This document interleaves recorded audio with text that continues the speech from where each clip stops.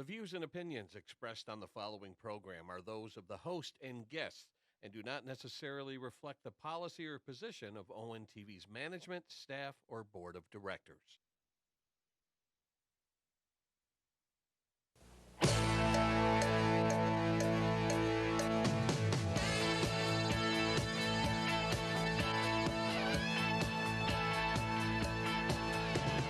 Captain Carnage, Dr. Tweed, The Mask, Miss Linda and Adrian Street, the Human Bomb Shelter, Jake the Snake, ask Mad Dog DeCurso if it's real or fake.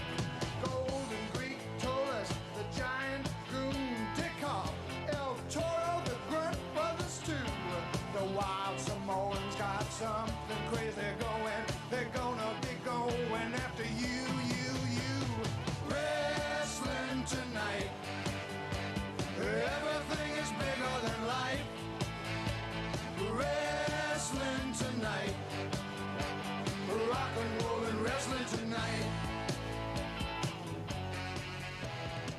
Flying drop kick, suplex, mail, stomping on the throne, pulling on the hair. All right, ladies and gentlemen, welcome back to Wrestling Tonight.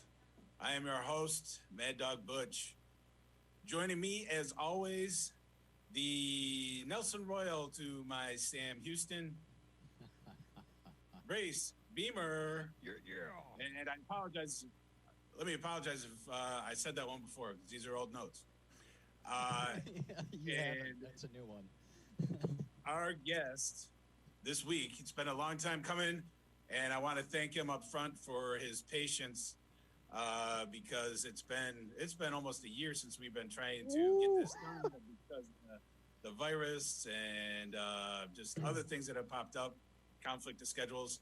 It's been a long time, but thank you for taking time and showing us patience in finally getting this done. Other than the Black Diamond, Jack Price. Hey man, thanks for having me. I'm good, man. Like you said, it's been a long time. We've been trying to get this set up, and like I really wanted to do the show. You know, you was with me since day one, so I really wanted to do your show. You know, something I wouldn't say like I'm giving back, but you know, I just appreciate you showing support from the beginning. So I really wanted to do your show. So. Oh, well, thank you. And I will mention that. I will mention the first time that I saw you. I know I mentioned this to you in the past, but we will definitely talk about that. I know. Well, first of all, I just want to say this. Obviously, this is a different look. We're obviously not in the studio. Because of the COVID restrictions. So anybody watching this, just bear with us. This is the first time that we've done it this way, but I think it'll go fine. Originally we were going to have you in the studio. Obviously we couldn't do that. And I always like to give a gift to our guest. So I've had this for about a year for you. So I'll have to send it to you via snail mail. But this was a year ago, so I think you might have outgrown this by now.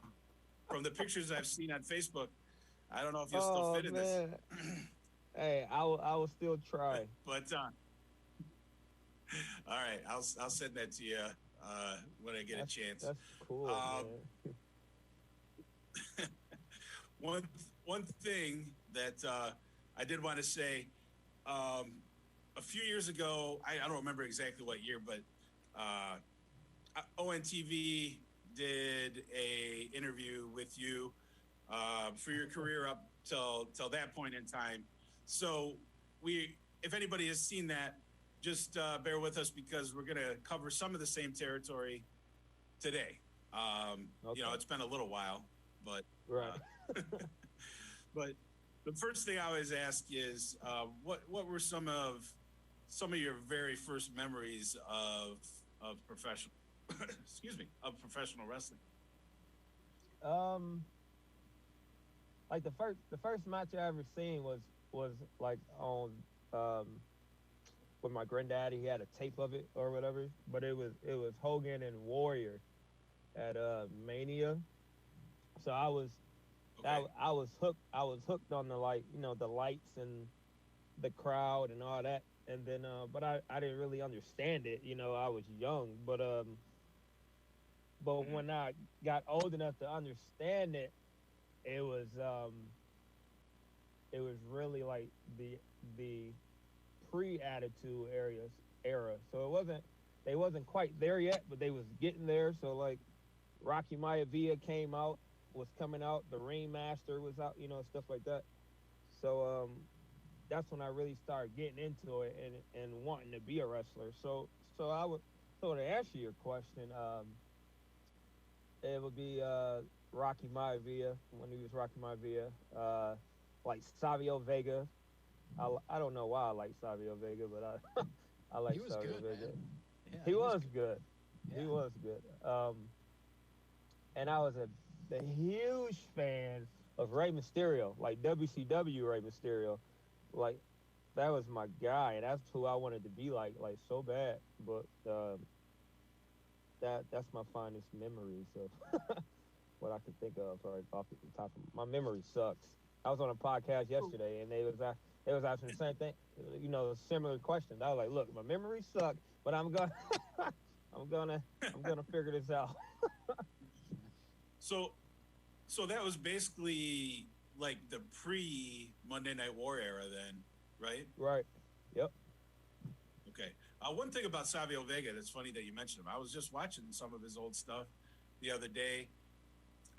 He was like a huge star in Puerto Rico before he went to WWE as TNT, and I Mm-hmm. just remember like the wrestling magazines were like crazy. I mean, he was like the huge thing before there. I think he sort of got watered down a little bit Yep. in WWE compared to.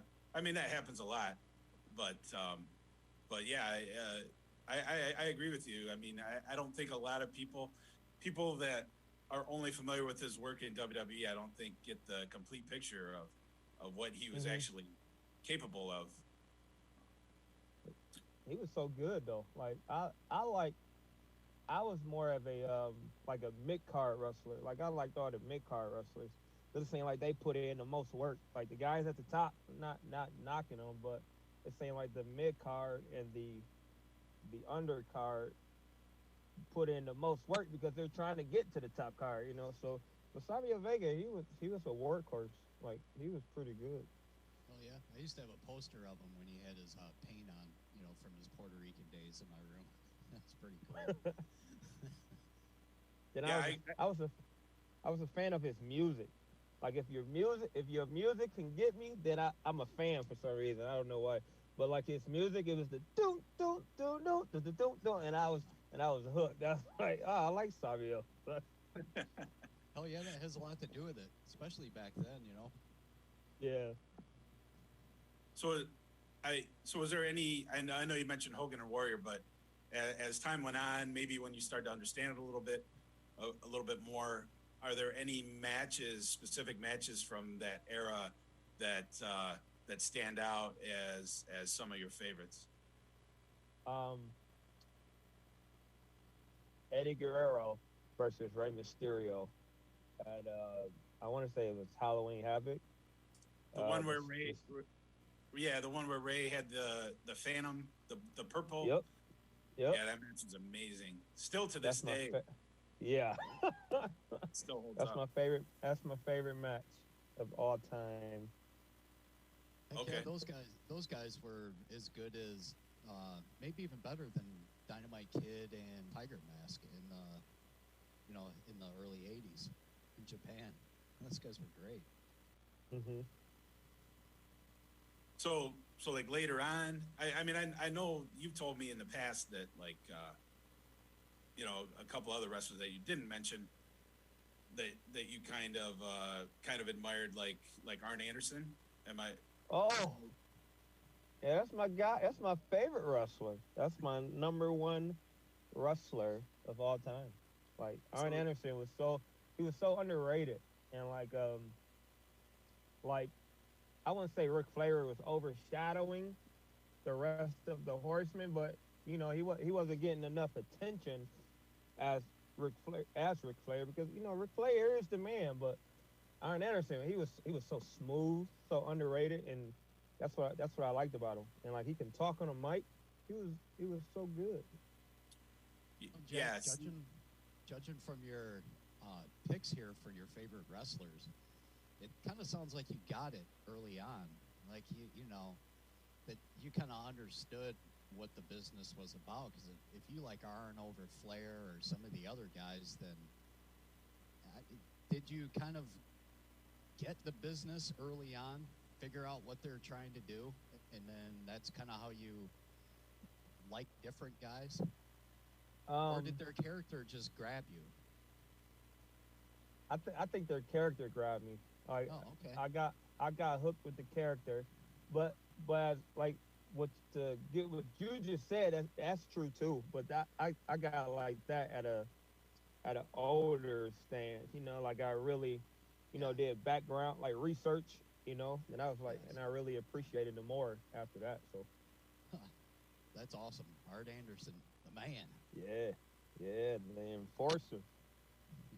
Yeah, you were kind of like us as well, though, with the mid card thing. Because I mean, even to this day, my favorite wrestler of all time is beautiful Bobby Eaton, and he, him and Arn had some great matches at one point. Mm-hmm. That might have been a little bit before you started watching it, or right around that time. But some of those matches that those guys had were amazing.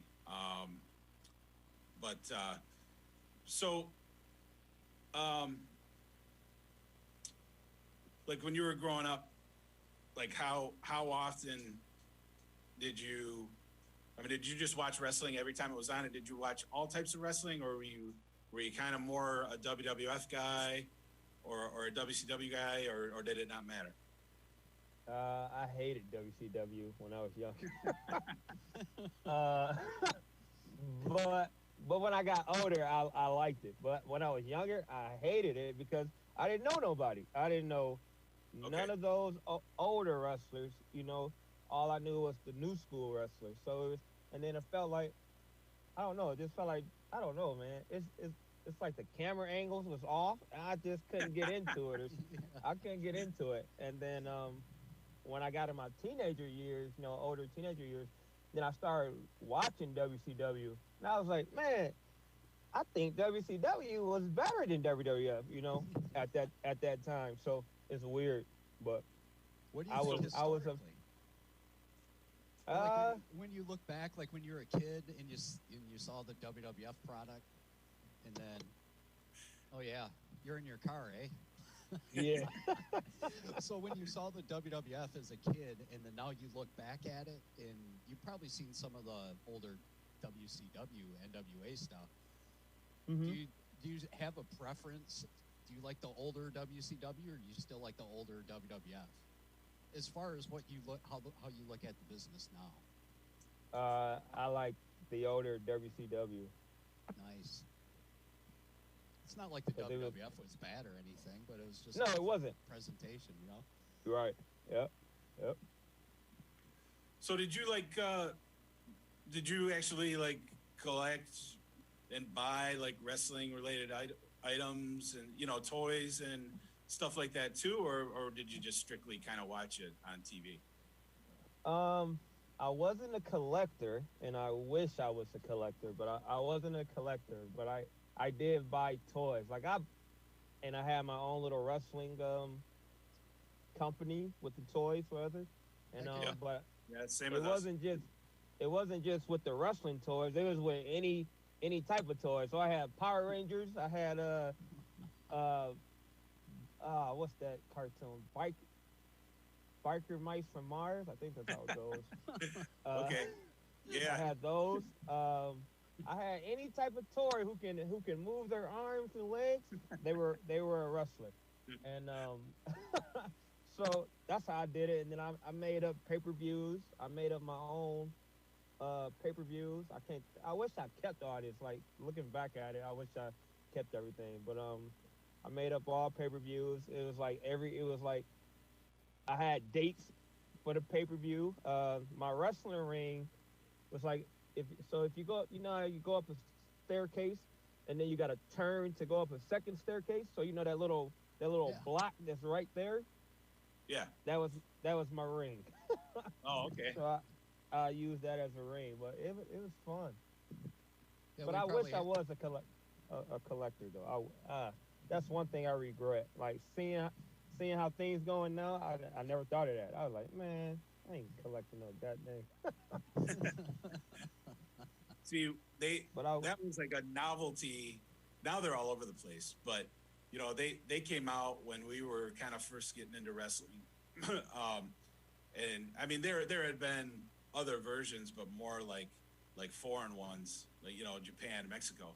But you know, the LJN line from WWF, the AWA line from Remco, those were like the first ones that we had as a kid. So I mean, that like hooked me. I mean, you know, I still buy them, the ones that they have now. I mean, we took a break, I think, during the Hasbro era and a lot of the Jax era, but yeah. So my ring was a half of like a shipping box or something like that that had like styrofoam on it. So I used that for a long time. Brace Beemer, though, he used to create these amazing rings. He like he'd get like the ropes, like AWA made like a little ring. Is that what you did? Did you get the ropes out of there? Yeah, and then for you'd the like most part. make your own. Yeah, I bought a couple ropes too, but yeah, I just use wood and, you know, glue everything in, get the ropes around, and put like a piece of styrofoam over the middle, and it made like like the noise, like when you slam somebody on the ring, it would make like a similar noise. So. Yeah, I remember. Cool. So Jack, do you remember like your first live wrestling event that you attended as a fan? Yeah, it was a Monday Night Raw at the Van Andel Arena. I was like 15 or 16, one or two. But it was a Monday Night Raw, and it's when I don't think it's when the Rock. I think it was the Rock and Eddie. Like Eddie, he was like Latino Heat Eddie. Yeah. Like coming up, and then the Rock, he was the champ, and then the Rock cut a promo on Eddie, and but that was a good match. They had a good match though. But I think that was it. It was either that one or it's the one where Brock Lesnar came, and I don't think it was that one though. But Brock Lesnar F5 Rikishi. I was at that one too though, but I don't think it was. I think it was the Rock and Eddie one though. Okay. Where was that arena at? Grand Rapids. Oh, okay. Yeah. So you you grew up out that way, right? Yep. Okay, so how did you end up around more of this area? Because you ended up in the promotion based out of Flint, the Michigan Wrestling Organization. So you just, as an adult, you moved back this way, or what? No. So I was in Grand Rapids, and then at going into my junior year of high school, like me and my mom had a little, you know, bumping heads, I guess, over the summer. Happens to all of us. Yeah. So you know, she always used to, I wouldn't say threaten me, but like always used to say like, oh, you're moving with your grandma to Flint, Michigan, and it never happened, you know. So she said that, and I didn't think nothing of it, you know. I'm like, yeah, whatever, she's bluffing, you know. So the first day of school, my best friend, he was coming to pick me up like normal, And then I was going out the door, and she was sitting on the couch, and she like, "Where you going?" And I'm like, "To school." And then she like, "No, you're not. Your bus leave at 1:30." And I'm like, What?" And so I packed my stuff, and then she took me to the bus station, and I came to Flint to live with my grandma, and then I've been here ever since. Well, you shouldn't have Oh, broke okay. all that furniture wrestling around the house. But that's how I ended up in. See, I was born in Flint, but I wasn't raised in Flint. But that's how I came back to Flint. Okay. So what? So you finished out your junior year and senior year of high school in Flint, or no? So so it's weird because at that time, so that would have been 2002, I think. But at that time, it was something going on with the high school. It's like the kids was shooting the teach, not shooting the teachers, but like fighting the teacher. It was something like weird going on at the time. And then my mom didn't want me to go to a public school, so she told my aunt to apply me to Flint Genesee Job Corps, Okay. and so she did that, and it took forever for them to reply. So I thought I wasn't going to get in, so I went to go apply for a public school, and soon as I was about to get my schedule, then Flint Genesee Job Corps called and said, you got to come in Tuesday, and that's the input day. And I'm like, what, man? So I went to Job Corps, and I got my GED. And nothing's wrong. I just want to say this because I got this all my life. Nothing is wrong with a GED, people. Like to me, it's the same thing as a high school diploma, and it's the same. It's the same to me. So It is. It counts. It counts the same. I was yeah, gonna say, I was gonna say the same thing. It's just it's the same thing, right? yeah, that's all. That's all it is. And like so I went to Job Corps, and like you had to be 18 to take your GED, but I was only 17. But I passed all my classes to be eligible for it. It's just my age. I wasn't the correct age. So the teacher, I will never forget her, but she saved me to get out of there. her name is Miss Reyes, and I was like, she was like, look, I'm gonna sneak you in here. You only get one time, and I'm like, that's all I need. Just let me go in here and take this test, And I Okay. took the test, and it was so easy. I was like, this, like I didn't study. I didn't do nothing, and it was like I actually went to a party the day before, and my grandma like, don't you have a test tomorrow? I'm like, yeah, Granny, don't worry about it. And she's like, all right. And so so I took the test, and I was just so like shocked. I'm like, this is seriously the test, and it wasn't hard, but it was ready. Like I went over it when I was in high school already. I'm like, man, this is easy, and I just Yeah. did the thing, and then after that, so I passed, and then I got an award for I got the second highest score out the group that I went with. And I got the Okay. second highest score, so I got an award for it. But it was weird because I was a quiet kid. Like I'm quiet, but I'm not. I got to get to know you first, but to open up. right. Right. But everybody thought, people didn't think I was like book smart really. So when they named off, the first place, and then he only beat me by 2 points, and then they named me off. And then I stood up, and then everybody giving me the look like what, I'm like, man. And then so after that, I started tutoring people who was failing the tests all the time. So I started tutoring people, and then I had to get a trade, and my trade was accounting, which was Oh, really? yeah, I hated accounting, but Yeah, I don't I think just I'd be good needed. at that. I just needed something that I can do real quick and get out. I just wanted to get out. That was my whole purpose. Get out. Right. And they kept me there for like 6 months after I completed. I had to tutor people. I had to do like orientation, like be the speaker for orientation. Like oh, Job Corps is a good place to come, guys. You know, you can do this, do that. You know, Oh, okay. golly. Hey, well, after you're done wrestling, or if you want to become a manager, you can use the moniker the Brain. Yeah. Oh. So was it around this time that you became aware of the MWO, or were no. you? So No. I didn't know nothing about MWO. So I I graduated in '03, and then I don't know what I did after that. But Did you do any backyard wrestling or anything like well, not like not really. I did like we used to wrestle at recess, if that counts. that? Yeah. Sure. We used to make the little uh cardboard box belts, and then at recess we go out and wrestle and all that. And I did a 450.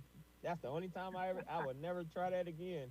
But I did that in 6th grade. So, but I found out about MWO as an adult. So in 2008, 9, one of those, I went to Terry's Lounge. I just went to Terry's Lounge just to go. You know, I didn't know it was wrestling. I didn't know it was wrestling in there. And then I went in there, and I'm like, man, there's some wrestling. You know, I'm like, what the heck going on? So, you know, I was intrigued just because it was wrestling. And then I'm like, man, how do I get in this? And then I don't know how I got the opportunity. Oh, I don't. You know General Dave? Yes.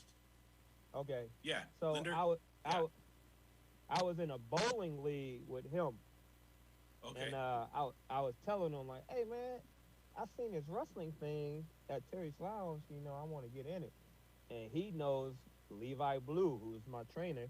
And he was like, oh, I know Levi Blue and blah, blah, blah. So I'm like, what? He like, I'll put in the word for you. I'm like, sweet.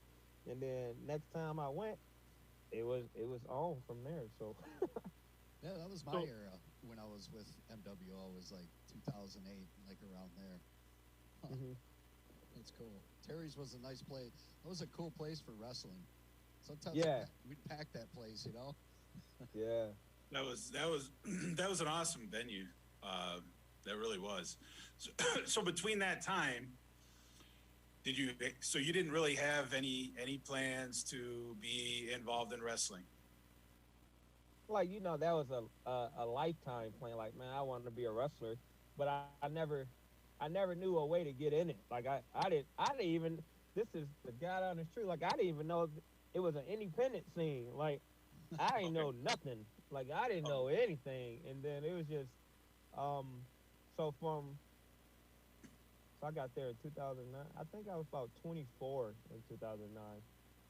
So from 18 to 24, I didn't do nothing but work and watch wrestling on TV. But okay, that's it. Now, you mentioned before that when you first, I guess it might have been when you first went to Jason Klaus, the guy that runs it. He told you that he had an idea for a wrestler that was going to lose every match. Is that correct? That is very correct. That was the first time. So that's what it was. So the first time I went, I did talk to Jason, and he was like, "Yeah, I'm looking for a guy to lose every match." And I'm like, "What?" I'm like, you know, I didn't understand the business. Like if that happened to me now, I will agree. I'll accept it. Like, because it's not about winning or losing. But well, let me just say this real quick. Whenever they do that to a guy, he ends up getting over huge. It seems like now. I mean, even in the old days, like there was a guy named Mike Boyette that they did that to in UWF, but he was getting so much TV time, and the crowd was like rooting for him, you know. And then something stupid would happen, and he'd like screw something up himself, and he'd lose the match. But almost any time that happens, Jake the Milkman Milligan and AWA, I'm going back a ways, but those guys always got over huge. But that's the thing. Like people don't think of that though. Like people like I want to win. Like I'm not losing every match, you know. But that was exactly what Jason was like, I'm looking for a guy to lose every match. And I was like, yeah, how about no, and I, Hey, so that's and then I talked to General Dave, and then he was like, I'll talk to him, and then we talked again. And I don't know if Jason remembered me though. Like when I came back the second time, I don't know if he remembered me, but then I was a cameraman. I started off a cameraman, then I went to a ref, and then people started cheering me as a ref. That was weird. And then Oh, really? I had my own theme music as a ref, and I was coming out, and um, then I transitioned into a wrestler. Excuse me. And then my first match was against my guy Jason Platinum. yeah, Oh, okay. yeah, he's a good Yeah. guy. Hey, Did you win? Did you win that one? Um, I don't think I did. I don't think I did. Okay. How long did it take you? You mentioned that you don't care about the losing part of it.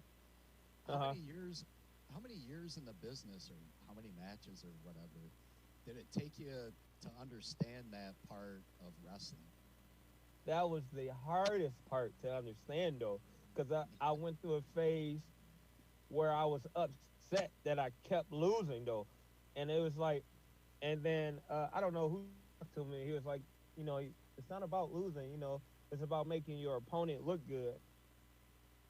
Skip all that noise, like I keep losing, but so I think I wanna think like halfway in, like it clicked to me, like everything started, like it's weird because a lot of people, like I don't get it, I don't get, how to put this move here or put that move there, but like it just clicked to me, like I don't know how. It was like, oh, I get it now, but Okay. to answer the question though, I think it's like halfway through. Like I started understanding. I'm like, okay, now I get Yeah, it. that's cool. It takes a while, that's for sure. Yeah, it'll take a long time. Like psychology of a match, Yeah. like that is you can't teach that, and that's where a lot of people get mad about. Like I don't understand psychology. I'm like I don't either, but you just got to do it. Right. Now, I know I've talked to you about this before too. So the first time that I saw you, you wrestle, because we had kind of, so this I'm not sure what year this was, but we had kind of gotten away from the MWO because we were there probably a year or two before that with you, or right around that. But it was Levi Blues. I believe it was his first retirement from the MWO. I don't even remember where, what venue it was at, but you wrestled Eric Copeland, and I know what you're talking about. I remember yeah, that. because I had never seen you before, and you came out. The crowd was going crazy for you. You looked good, but I was like, yeah, when this guy wrestles, he's not going to be any good. But but you like, I was like really impressed with that match, and I know that you told me that you thought you sucked at that point. But I was just about to say that. Like, dude, I sucked so bad back then. Okay, but there was just something about that match. I don't know if it was just like the flow of it. I think it was partially because you guys weren't rushing it, and you just you let everything play out. I mean, everything made sense to me. What you guys did. We was at the Holiday Inn. Okay. Yes. Okay, I remember now. Yep. Yeah. And that's when I believe it was for a title, and yep, he took the. I don't remember if you won or lost the belt. He won the Great Lakes title from me. Okay. Yeah. That's the match I hit myself with the chair. So I hit the ropes, and then the chair ricocheted off and hit me, and then I turned around, and that's when he speared me. Okay. I will now say, that you mentioned that, I do remember the spear. Yeah. you haven't wrestled until you've wrestled in a Holiday Inn. I'm serious. Yeah, we were there years and years ago. Yeah, it was, Joe Bruce. That's crazy. Yeah, with the guys that would eventually become ICP. But Yeah, Brace Beemer probably remembers that because I think I don't know if he was supposed to go or not, but I remember calling him after, and I like put you over huge. Yeah, to you him. did. I was gonna say that. Yeah. Yeah, I was like, man, they got this new guy. Yep. I was like, the crowd's crazy for him. He like knows what he's doing in there, and I thought I did. I know that I've told you this before too. But you originally reminded me, and I'm not even sure how much you're familiar with this wrestler, and it's not a knock. But I know that I've told you in the past that originally you reminded me of Ranger Ross. Do you remember that wrestler in WCW at all? I have no idea who that is. Now I'm gonna look him yeah. up though. I'm gonna look him up now. Okay. Just for the record, I don't feel that way anymore. You've turned into your own guy. You know, you've grown into your own wrestler. But yeah, like at first you reminded me of him. And so I just looked him up recently. I did not know this because he was like a mid-carder in WCW, but he was still a pretty big name. They made a big deal about him. And then he just disappeared. Like he was gone before the Monday Night War era and everything, and I didn't know why. So I just like looked him up. I got curious the other day. Apparently, he went to prison for robbing banks on his motorcycle. They called him the motorcycle bandit or something like that. So, No kidding. Oh wow! So, if you ever want to change your gimmick up down the road, motorcycle bandit. Oh man.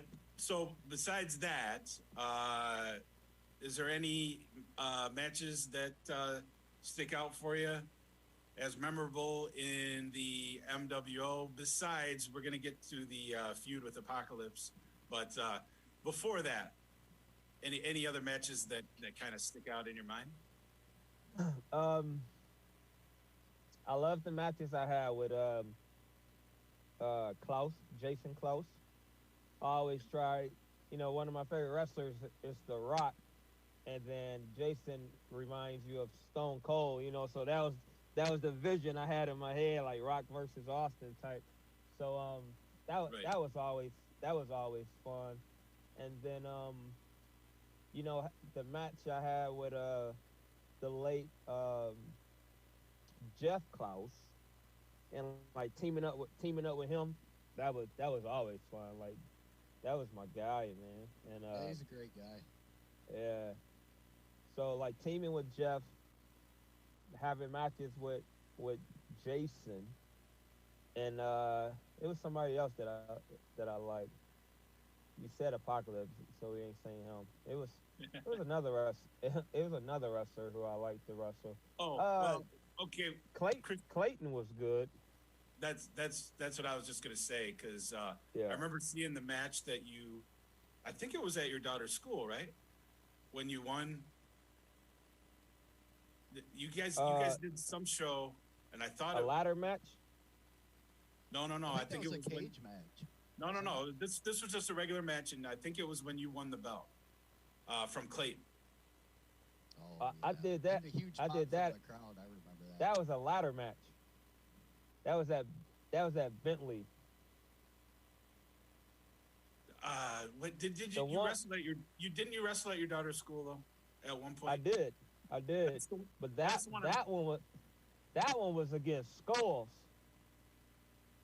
Man, dude, I remember you giving Clayton the frog splash, and the crowd went insane. Like all those kids just went crazy. I swear that was that match.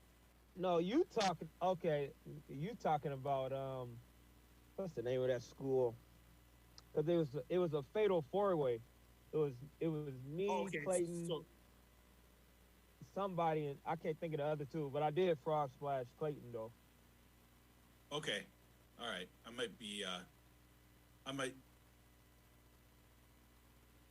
can't think of the name of that school though. That wasn't my daughter's school. That was I don't know how we got in contact with that, like how we got that venue, but okay, all right. I remember the crowd going nuts on that one. Yeah. I saw that one. I think it was out there on the internet or something. and I saw that because I remember the next time I saw him, I'm like, Jesus, that crowd went nuts. That like just stuck out in my head. I mean, it was probably the acoustics of the gym too, but it just sounded so loud. All the kids were like going insane for the one that I'm thinking of anyway. Yeah, it was a rock and roll express pop. It was myself, Clayton, Apocalypse, and I want to say Leedy, but I remember that one because Apocalypse did a dive to the outside. Yeah. And he hit his head. He hit his head on the floor, and he was busted open. Yeah, that's right. Okay, I remember that now. Mm-hmm. Hey, who is your Klaus? That's who it was. It was Clayton, myself, Apocalypse, and Klaus. That's who it was. Okay. Who is your my mentor? Coming to me. Who my mentored mentor? you coming up? Yeah. Yeah, and it's okay if there's a couple of them, Yeah. So, of course, Levi Blue. He always seen something in me from the start. Oh yeah, great guy. Yeah, and then my main person though was my guy Aaron Orion. Nice. Yeah. So me and him, huh? Was he wasn't still around in the MWO at that time though, was he? Or was he? Because wasn't he in the military at that time? Or, I could be wrong. He left. He went to the military, and I want to say like 2013ish or 2012, 2013. Because when I left the MWO in 2015, that's when he was coming back. Oh, okay. All right.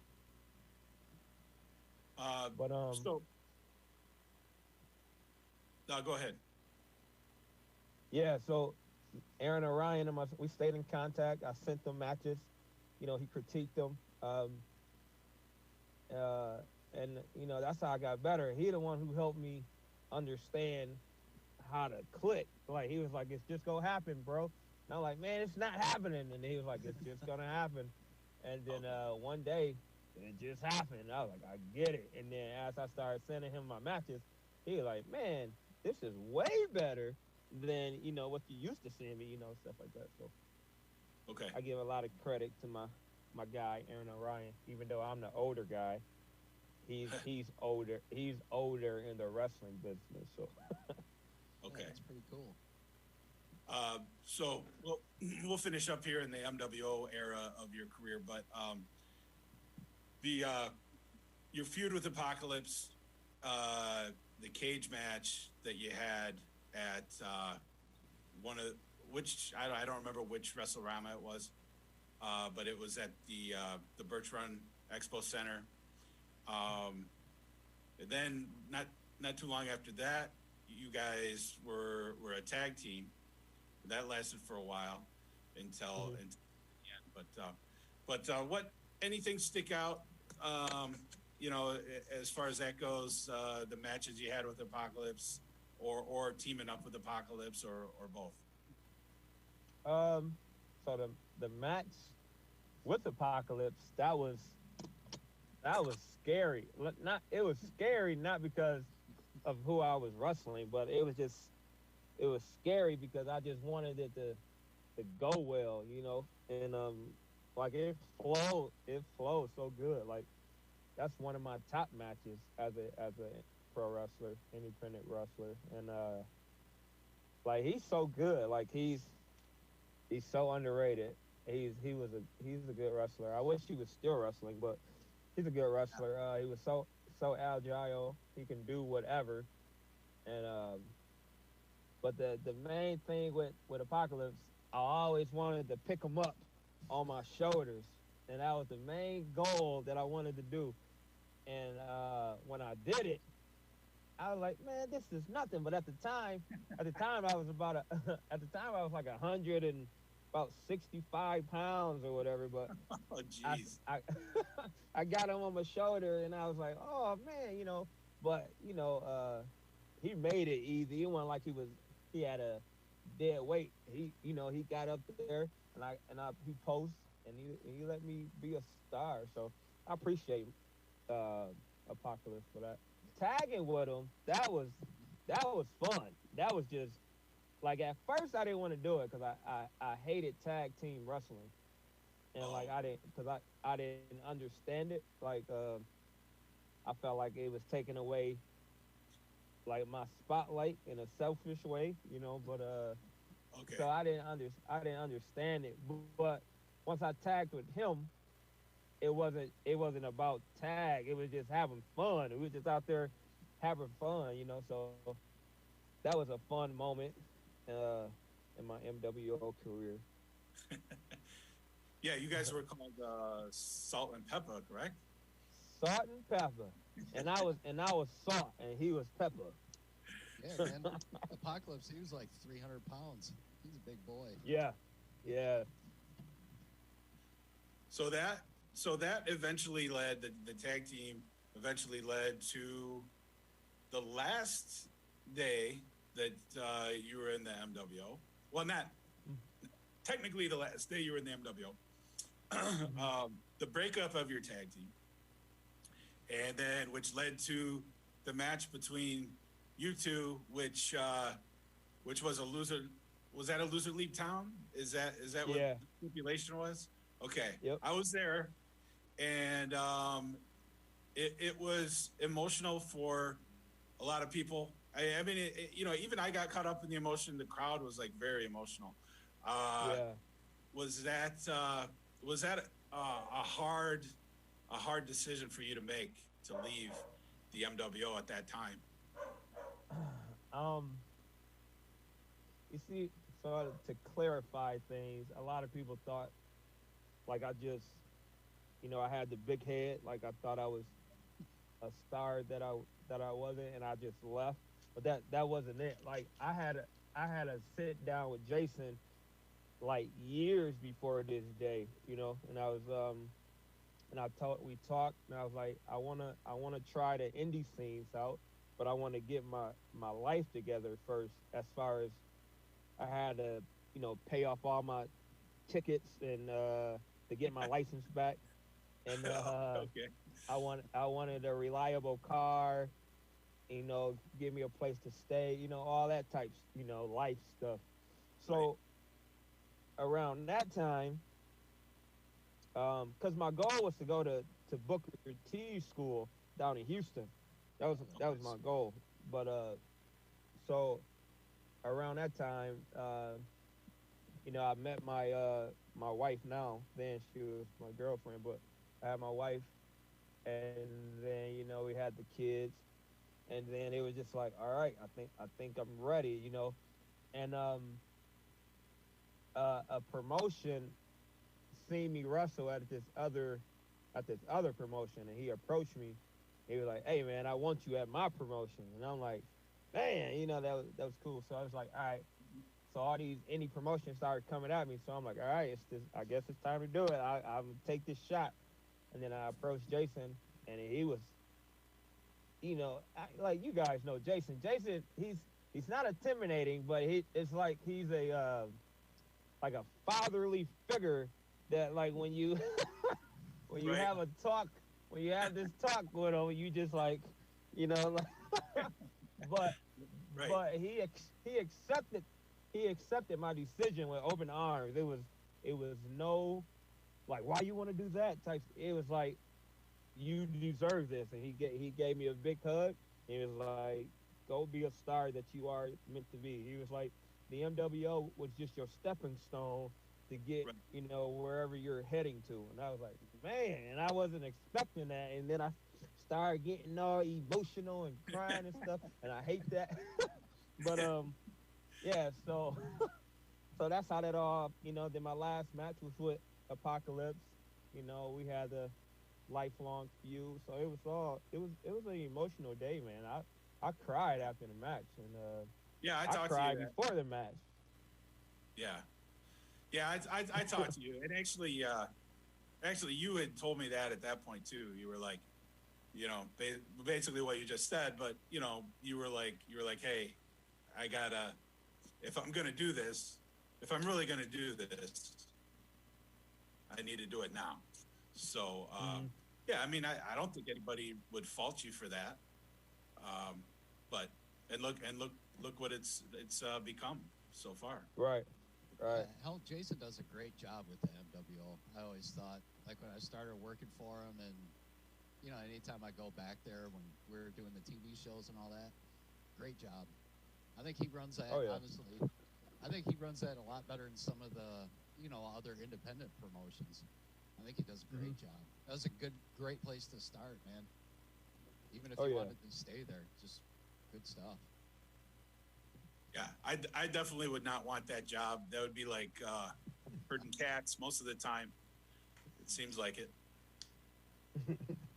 But so you did not. Or we'll get into your post MWO career now. You did not immediately form or at least hook up with the Death Threat Army, or am I wrong? Like Aaron, he wasn't back in Michigan yet. So, like we talked about, like he was using the Death Threat Army name down in Georgia. That's where it originated from, and so he moved back and he wanted to really do something with that name, and then he was like, so what happened was a promotion needed a tag team, a babyface tag team, and a wrestler that's Kid Hybrid or Orlando Christopher. He was like, I know a couple guys. So he hit us up, like, hey guys, can you make it, here? We need a babyface tag team. We like, all right. So we got gear made. We went there, and then we got that was our first time tagging, and we had so much chemistry together. And then we was like, and then he was like, we got to do it. And then that's how it happened. That's how Death Threat was born here in the Midwest. So you two were the original Michigan members. Is that correct? Right. Well, him and I'm trying to think of his gimmick name. You might know him as Christopher Saint. I couldn't think of that for nothing. Christopher Saint. Him and Christopher Saint was the original Michigan Death. Right. Okay. Death Threat Army. Former MWO alumni there. Yep. He was Jamie Malibu. That's what I was thinking of, right. Jamie Malibu. But they was doing a they was doing a Death Threat, and then took a break, and then Orion, he was jumping tag team to tag team. Okay. And then he and I got together, and then we've been stuck. I can't get him off me. Like, watch out, man. Well, hey, do you prefer, maybe even up to this point we're talking about, did you have a preference for being like a bad guy or a good guy? I like either or, but a lot of promotions say, how can you be a bad guy because everybody likes you? And I'm like, that's not my fault, like, it don't matter if I come out and be like, like your mom sucked toes or something like that. and they would cheer though. They were like, yeah, and I'm like, what the heck, man? Like, what can and then they like, you can't be bad, but I like to be the bad guy because it's fun. Like, I like to be a good guy. It's the same character to me. Like, like I tell my guys, just be you. Just be the same character. You don't gotta be all like when you're a baby. You don't gotta be all like, come on, God. I hate that. Oh my God, I hate that. But you. Me too. I thought the same thing. I thought the same thing when you started. I think when you were being a bad guy or a heel in the MWO. I think I even remember telling Butch, I'm like, man, he can't be a bad guy. Look at him, he's always smiling. Like in this interview, you haven't stopped smiling that's exactly what they said. They say you smile too much, and I'm like, I can't help it, but that's a good thing though. they was like, and then this promotion in Ohio, he was just like, keep doing it. And then so I started doing it, and then I started as a heel getting a bigger pop than the baby faces. It was weird, but yeah, you can't. I be like a it bad both guy. though. You would have to put a hood on, or a hat to be a bad guy. Right. Oh man. When you adopt the motorcycle bandit gimmick, then just wear a mask. And Yeah, we can get right. then you can pull it off. Yeah, because guys Right. with masks are cool, right, Mad Dog? Yeah, exactly.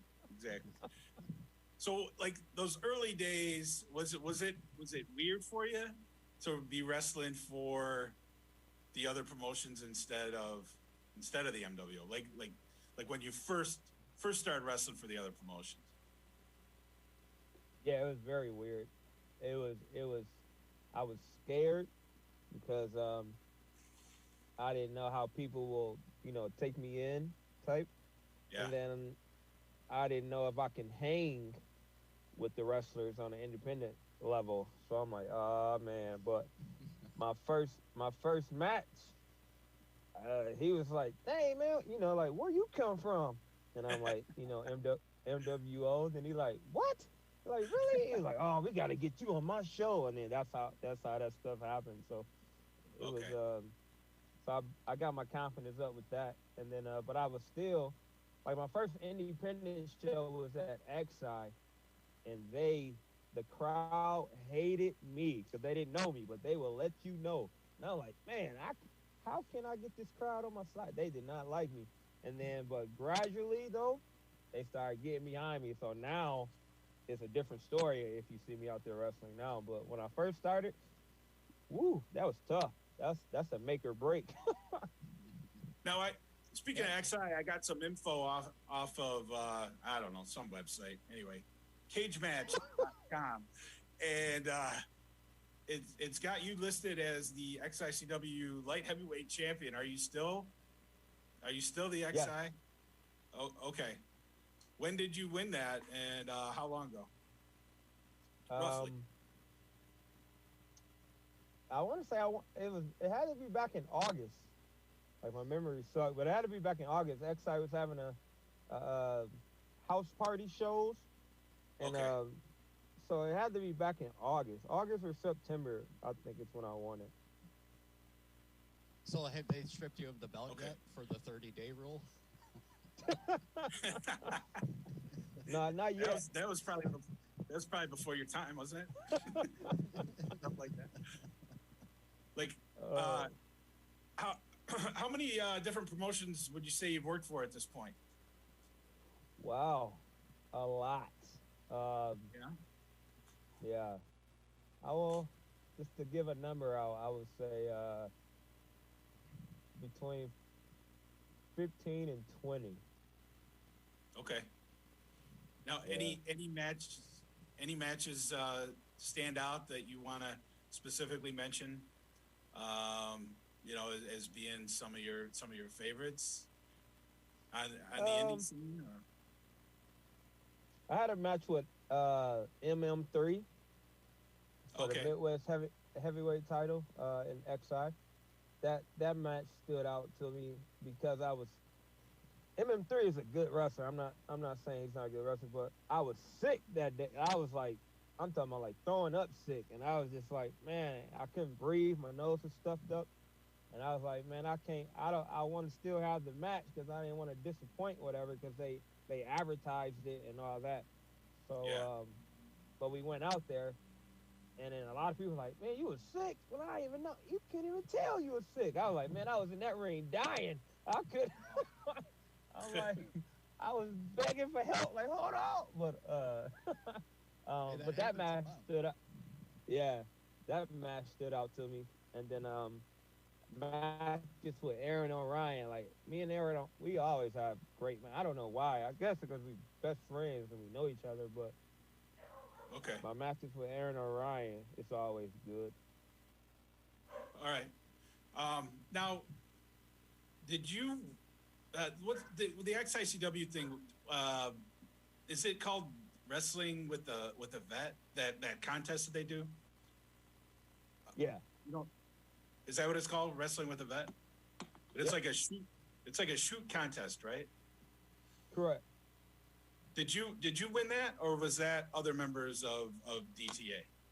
Oh, I did not win. Okay. I was in that. I was in I'm that getting that competition. confused. I was in that competition 3 times, and I got screwed. I got screwed each time, and I'm like, man, what is going? I'm talking about each time I was so mad. That competition makes you mad. Like you will grow Really? gray hairs in that competition because it's so stressful, and I was so upset. So my first time I was in it, my vet was Christopher or Orlando Christopher. So at the time, Orlando Christopher decided he wanted to quit, and he just quit mid competition. So if your vet don't show up, then that team loses. So that's how I got out. So I'm like, all right, whatever. So the second time I had to sub in for somebody, and so we made it to the bottom 2, whatever.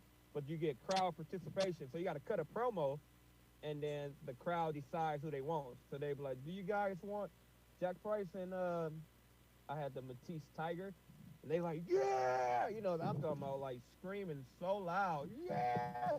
And then they like, do you guys want Johnny Divine and Cyrus Satine? They like, boo. So I'm like, oh, we got it.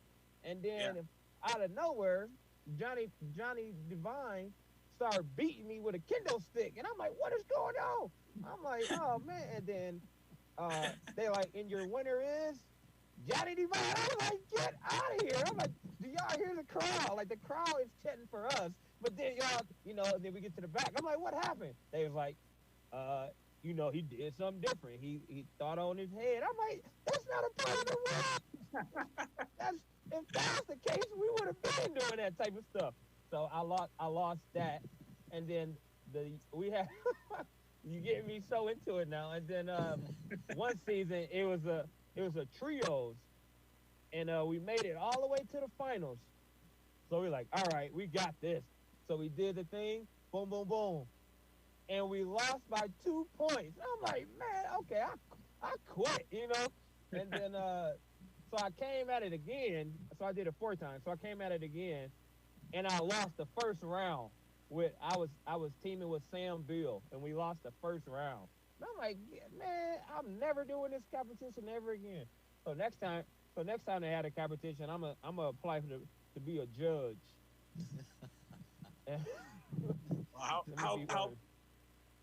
How long before you're considered a vet in there?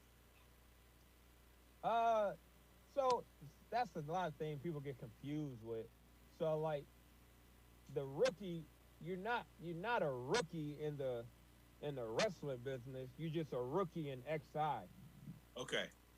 Yeah, and then a vet, you just if you've been in XI for like 2 years or so, that's how they go about that. It's not the typical rookie vet type scenario. Yeah, Levi Blue has been on with us a couple times and talked about that. You can check that out in our Wrestling Tonight archives on TV or YouTube, by the way. Was that called Progress Wrestling? No. What are you talking about? No, he's talking about XICW. Oh yeah, okay, Wrestling with the Vet. I got that mixed up because I remember Levi talking about that, but he was also talking about Progress Wrestling too. My bad. Okay. Before I forget, I want to help you get a little plug out there.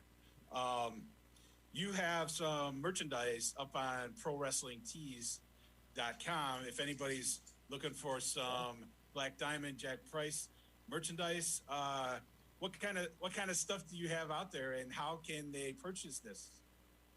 So you can go to ProWrestlingTees.com/Black Diamond, and then my page will pop up. So right now, I gotta come up with some new designs right now. So right now I got 4 designs on there. One's it's like a cartoon version of myself. I think that's the one that I used to advertise this. Oh yeah, series. Yep. Okay. Yep, that one.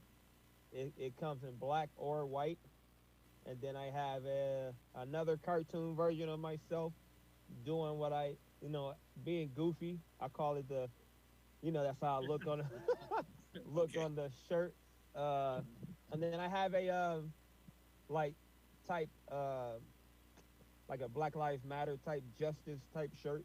So it's like a black diamond with a fist inside of it, and Okay. saying do we have your attention now type gimmick. But so those are only the four items I got, but it's new items being made. So Okay. get those. Great. Go ahead, Brace. Were you gonna say something? Oh, do you ever have any of the gimmick tables? At shows, Yeah. yeah. I got we got pictures, pins, stickers, um, shirts, whatever we trying to There's a trying to lot of catch up with. there's a lot of DTA merchandise out there too, right? Oh yeah, yep. Okay. Cool. Is the DTA as a faction? Are they on Pro Wrestling Tees too, or is it just your personal stuff right now? No, DTA as a faction is also on Pro Wrestling Tees. But anything you want to find out with DTA, you can log in to, or not log in, but check out our website deaththreatarmy.com, and you can find out everything what's going on with Death Threat Army. Okay. Now, as a faction, were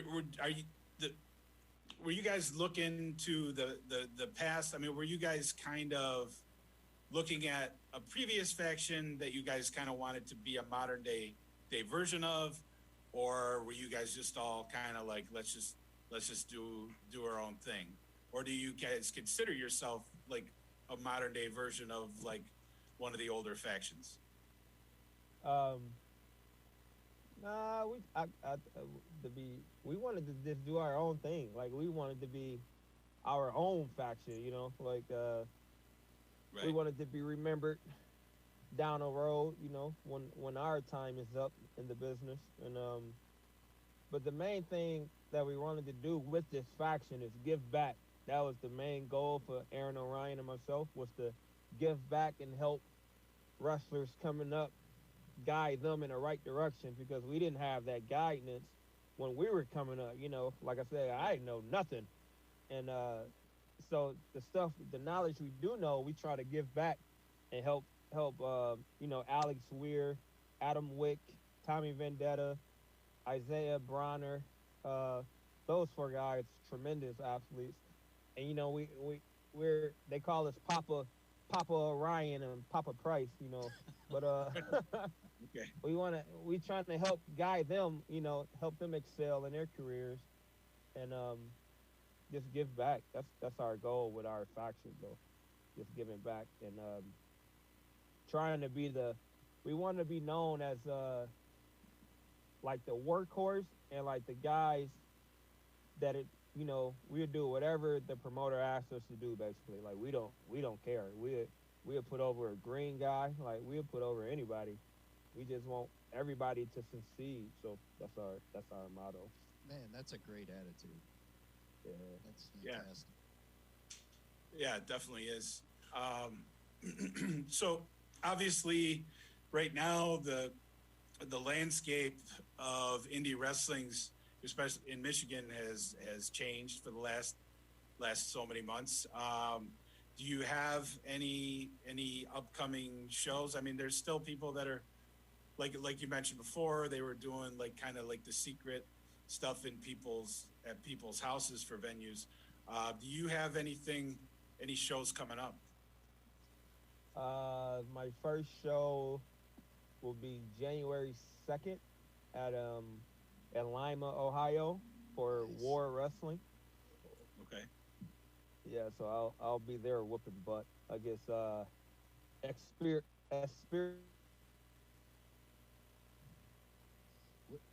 What are you doing to keep in shape?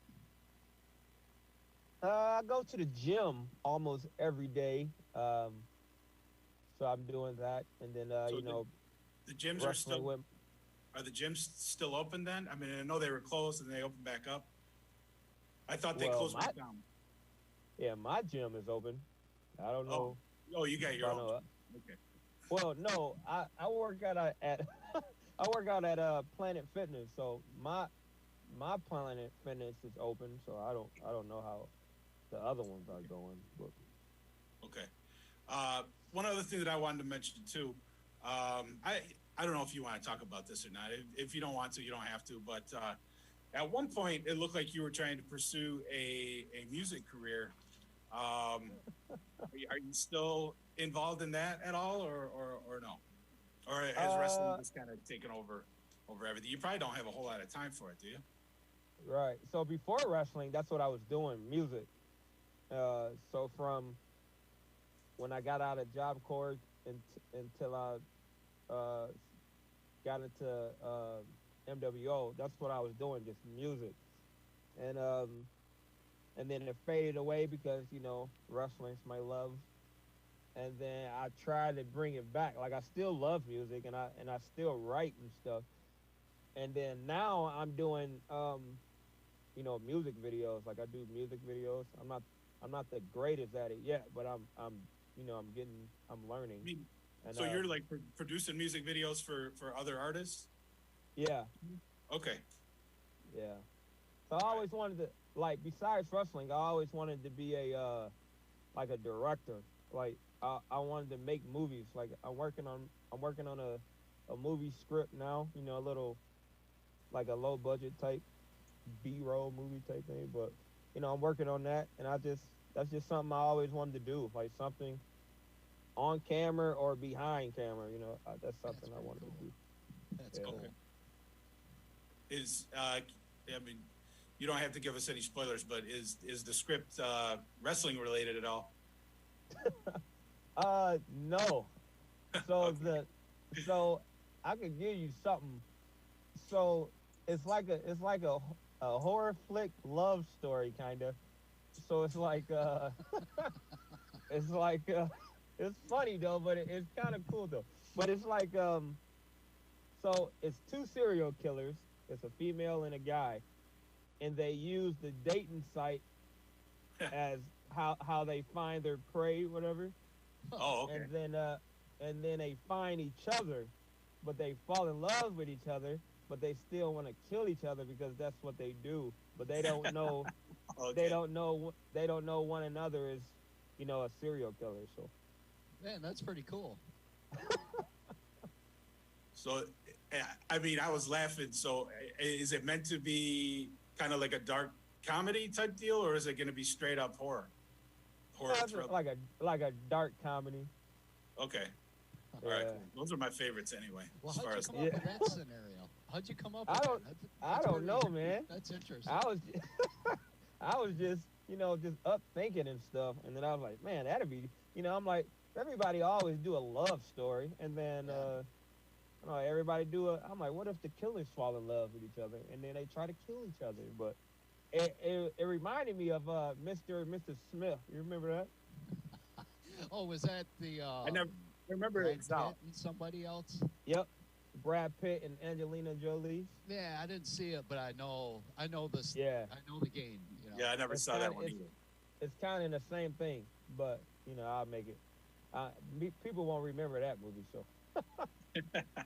Yeah, exactly. Never saw that one, but. How about that? I got something in the movies. I'm happy. Hey, that's cool. I just wanted to play a little game here, and then we'll let you go. I know you're a very busy man, so okay. We sometimes we like to play a little game on here, a little. Well, it's not a trivia game, but just to get your opinion on something. So, okay.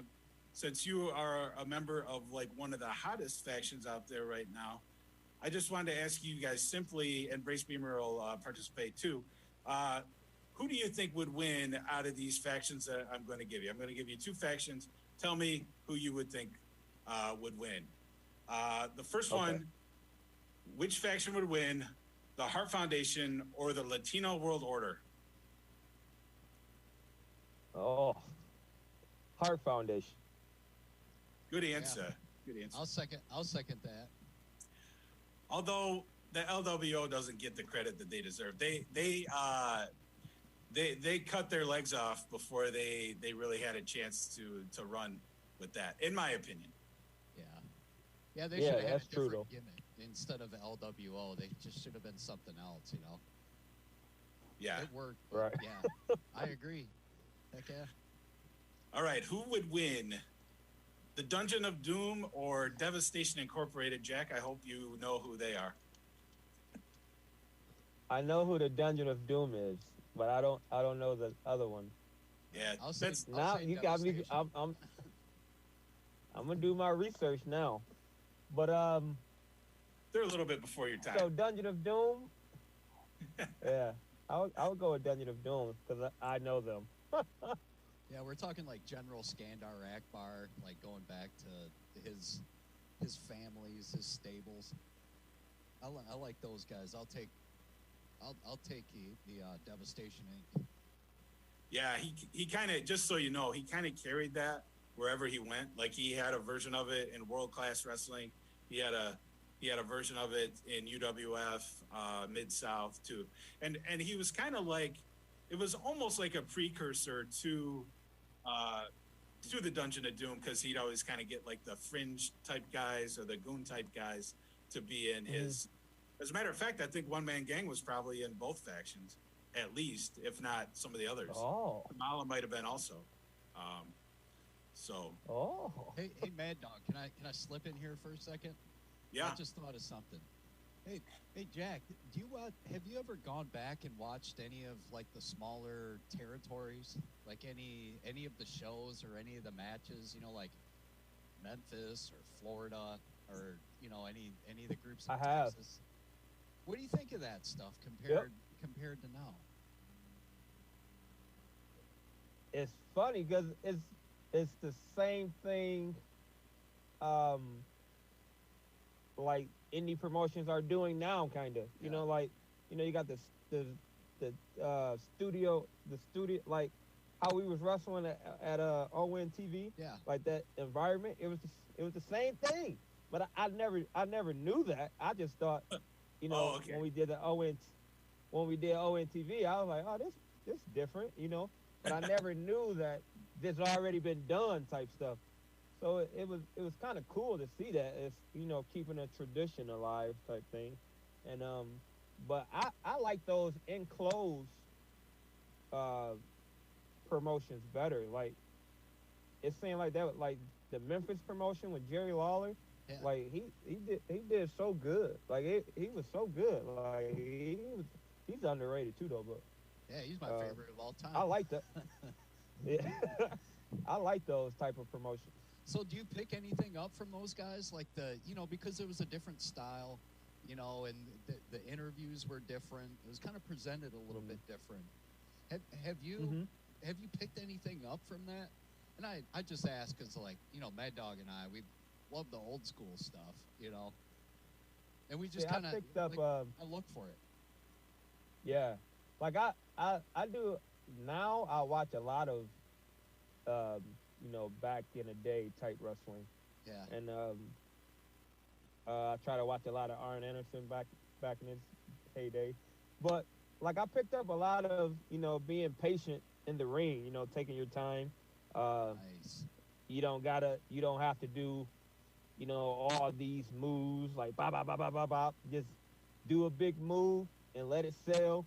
Look at the crowd, talk your stuff, or whatever you want to do. And let it sell. It's all about selling, and like a lot of guys might say that I oversell a lot, but I rather oversell than no sell for it, But I just like to make the people look good. So I like the psychology they had back in the day. That's awesome. That's cool.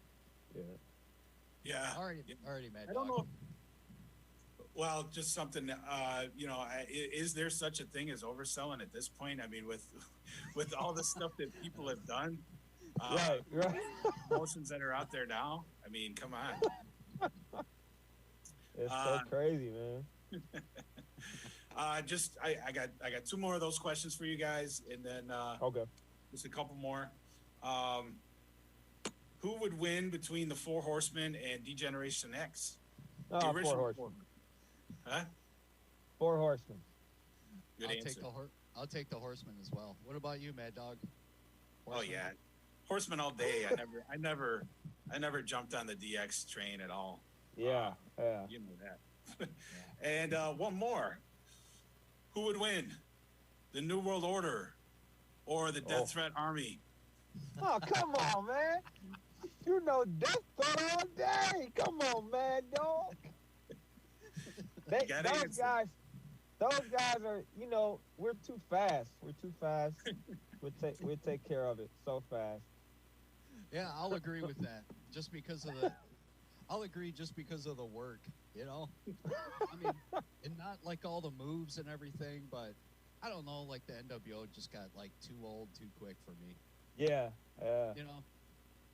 Well, I mean, you know, I didn't specify who from the NWO. I mean, it could have been, you know, Mike Rotundo and Virgil and Scott Norton and some of those other guys. They did a great Scott job, Norton. though, you know? Scott Norton looked like he hurt somebody. He could in real life. But man. Yeah. Yeah. No, taking nothing away from those guys, but, you know, the NWO just got ridiculous at one point with all the guys that they added. But It did, man. So, I guess that's it. I thought I had something. I thought I had another question, but that's it for those. Well, hey, I got a question. Do you have like any matches? Like, do you have your own like YouTube page or, you know, Facebook page or something? Do you have like a bunch of matches out there where anybody interested can go out and just kind of take a look at your stuff? Like if you go to YouTube, all you gotta type in. It's weird that this can happen, but all you gotta type in is Jack Price Wrestling, and then all my matches pop up. That's so weird. Okay, cool. It just pops up, and it's already in a search engine bar. Like when you just type in Jack, and then put a P, and then it'll come up Jack Price Wrestling. You're like, what the heck? And then you click it, and all my matches come up. Hey, that was so weird to me when I. Oh, go ahead. No, I was just saying that when that happened, that was so weird. I was like, who did this? Like, how is this possible right here? But and you can actually search yourself. Cool. Yeah. Yeah, I did that before as Brace Beemer referee, you know, because there's Brace Beemer used to be the Radio Lone Ranger, you know. Uh-huh. So there was a little point there where I would type Brace Beemer wrestling and then like a couple things would come up. So I know what you mean. Probably not as much as you though. Okay, I found my other questions. I was not wrong. I did have a couple more. Just real quick. Okay. One wrestler, past, present, future, whatever. Who, if you could only wrestle one more match, who would you pick it to be against? Rey Mysterio. Nice. Okay. Yeah, I was a big Ray fan in the beginning too. Yeah, it'd be him or Eddie, but either one, it don't matter. But it'd be Rey Mysterio WCW days. Well, who do you think is the greatest, the best? We'll call him like worker. You know, like from an inside perspective, who do you think was the best? Just worker, not necessarily like best with the crowd or best interview, but in ring of all time. Who's your GOAT? Ooh, of all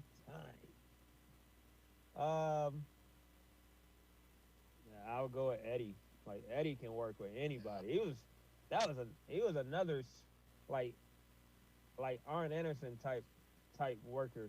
Like but Eddie Guerrero, he can go with anybody. You can put him in. Everybody that been in the ring with Eddie got nothing but good things to say about him. So yeah, he had a ground game too, you know. Yeah, very versatile. Yeah. Versatile.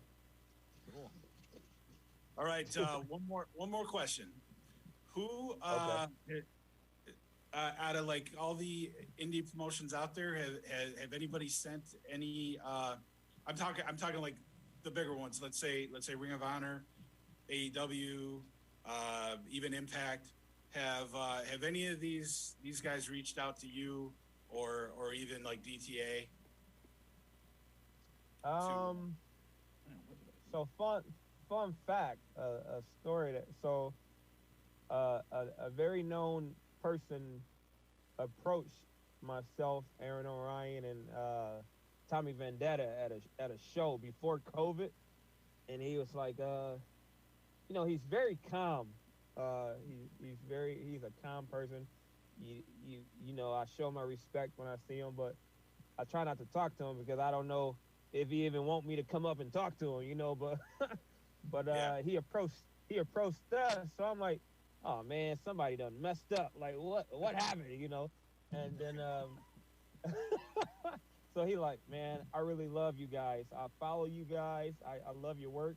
And then we looking at each other like, what the heck is going on, And then so he was like, AEW is coming to Detroit, and I'm the booker for the dark matches, whatever, and I want you guys on. We like, oh, I'm like, this our chance right here, Right. And then COVID hit, and I'm like, golly. So, that happened to us, and then we got other promotions. I'm not gonna say no one's looking because you never know. You never know who's watching, to be honest. So, we know people that's in Impact, and then we know people that's in other promotions, Ring of Honor and stuff. But you never know. I can get a phone call tomorrow or something. I don't know, but But I know for sure about that dark match with AEW because I remember that. But the other stuff, I don't know. Hopefully Impact is watching me because I know a lot of people there. So hopefully that's my goal is Impact right now. I'm trying to get to Impact. But. Aside from working out, are you like with anybody, just kind of keeping wrestling skills sharp? You get your hands on anybody, or is it just all weights at this point? Just all weights, man. The only sparring partner I have is my 2-year-old daughter. Oh Jesus. Yeah, we get down all the time. All right. Training the second generation, huh? Yeah, that's my goal. My oldest two, they're not too enthused about the wrestling now since they're older.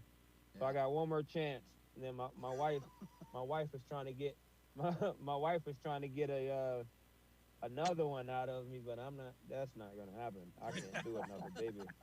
So I'm not. So I got my last baby right here, and I'm trying to make it work.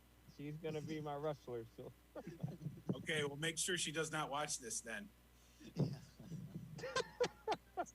said that. Well, anyway, hopefully things will get back to normal here soon. And, I've always expected great things out of you, but, you specifically, the DTA faction, I'm looking forward to seeing where you guys end up in the future. And we really appreciate you coming on here. Thanks again. Hey, man, it was a blast, man. Thanks for having me. Finally, a year in the making, almost. I know. I know. Anytime, man. Thanks a lot, Jack, man. Great interview. Hey, Good no job. problem. And anytime you want to come back, we'll try not to make it another year. All right, man. Just let me know, and I'm down. All right, man. Merry Christmas, Happy Holidays, and we'll be talking to you soon. All right, brother. Same to you guys. All right. Take it easy now. Take it easy, and anybody else that's watching, just stay tuned for on the ONTV page or the My Butch Blood page for future shows of Wrestling Tonight. And Brace Beemer, thank you for being here again. Hey, no problem. Hey, and if anybody's tired of looking at Netflix or whatever, go check out our archives on YouTube and on TV. We got some good stuff in there. Good interviews. Perfect time to do it. When you're in lockdown. Perfect time. That's right. So, Yeah. all right, everybody. Take care. We'll see you next time. And thanks again, Jack. Hey, thank you.